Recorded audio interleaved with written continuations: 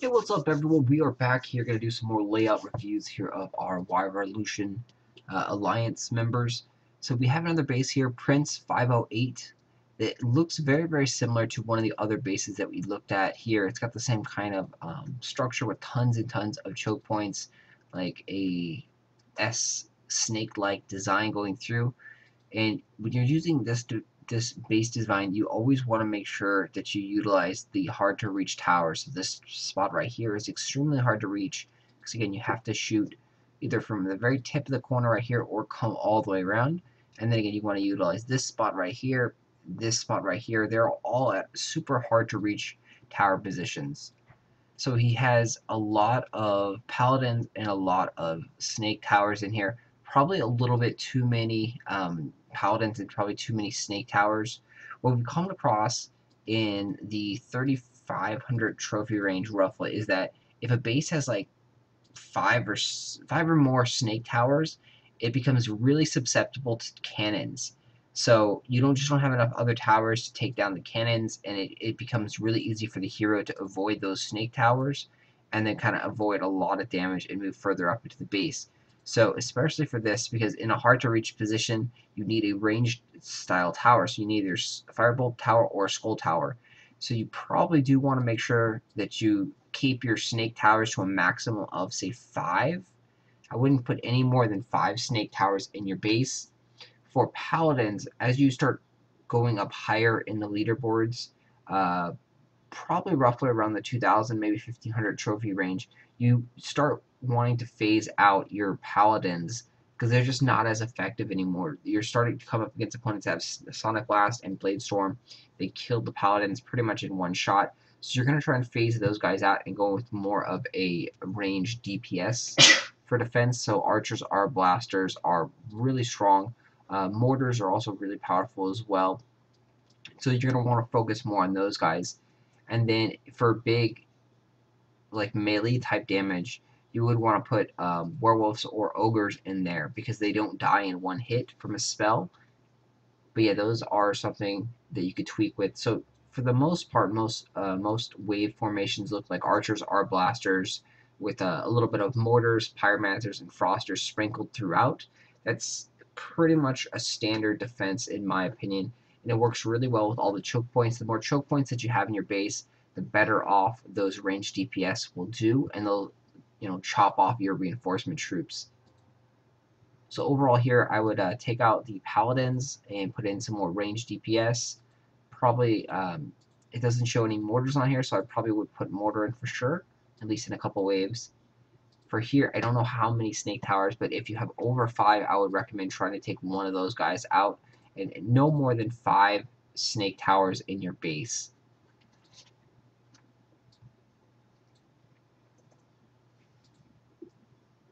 We'll do one more layout here.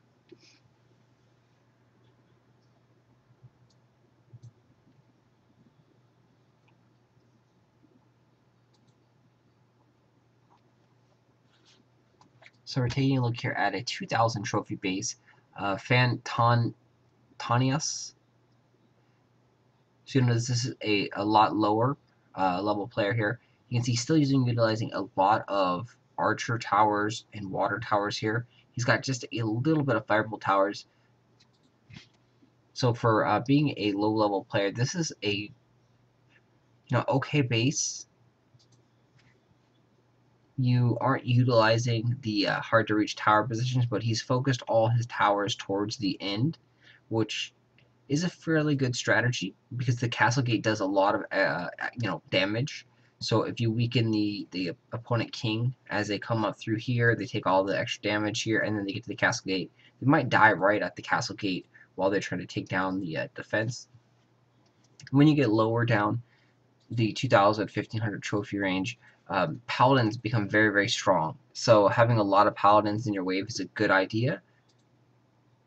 And then you do have some archers in there. So archers are really, really powerful. They do a lot of damage, and they're very cheap to put in your wave points. They're only 2 points, so you can throw a lot of those guys in there. And with a style like this, this has a lot of connectivity, a lot of choke points. The archers are very, very effective. They're hidden behind these walls. The only downside is that in the lower levels, I always recommend players use Firestorm, Sword Rain, and then Hammer Strike if they have a third spell slot. So Sword Rain can kill any ranged DPS besides the Pyromancers, most likely, depending on the level of the spell and level of the Pyromancer. So that's the only downside. So that's why you do typically want to have a lot of Paladins, because Paladins, they stand up really well against the Sword Rain. They're very resistant to that. And then the Firestorm just can't kill them that quickly, so they will do some damage. So you have to utilize, troops that are good against the spells that your opponents are using against you. For the tower placement here, it's a kind of like a delayed base of where he's trying to scatter everything out, it looks like, and just stall in the beginning. So for that, I would recommend putting a little bit more frosters. None of his barricades can be hit multiple times, which is great. You want to spread them out as much as possible. You don't want to have them all bunched up together, because then they could all die in 1 or 2 spells. And for towers, though, I would recommend getting rid of the water tower as soon as possible. The water tower is just horrible. They really haven't done anything to make the water tower a viable tower at all. Even in the lower early stages of the game, it's just not a good tower to utilize. So take that out and put in... bomb towers aren't that great, but you can put in a snake tower. Snake tower will probably be, if you have them unlocked, a great choice to start leveling up. Or even, if worst case scenario, you could throw a gargoyle tower in there, because you don't want to have everything that is all weak to fire. If you have your base that is all arrow towers, it's going to be extremely weak to fire, and that means everyone's going to be like, oh, I'm going to bring Firestorm and come in there for sure and take down your base. So definitely take out the water tower and try and put a snake tower in there. If you can't, and you have a gargoyle tower, put a gargoyle tower in there for now, but you want to try and probably build up a snake tower or two going further in the base here. Then when you do, if you are going to keep this design here, these moving that down to this spot right here, it puts it in a hard to reach tower position. So that means that they can't really hit it from here. They have to walk around. So always utilize like these corners when you try and make out a defense. So you notice this one, it can be hit right here, but if you have a tower right above it, in this spot, it can't be hit unless they bring cannons or unless they call the pyromancers way over here. So even if this is an arrow tower or bomb tower or any tower that is range based, it's going to have a lot more effectiveness there. It's going to make them go all the way around, and even sometimes if someone's bringing out cannons, the cannons don't always target over there. And especially if you put a firebolt tower in that corner right there, that's going to blow up a lot of cannons before it can even destroy that firebolt tower. So overall, this style, it's not that effective, because you're going to want to, again, utilize hard to reach tower positions. So if you were to scoot this all over here and line it up on this side, you would have a lot more hard to reach tower positions. And so you could actually put a tower right here, shift all of this over one. So cut this off right here and shift it over one if possible. If you have runes in the way, then unfortunately you can't do that. But shifting this base over one will make it a lot more effective.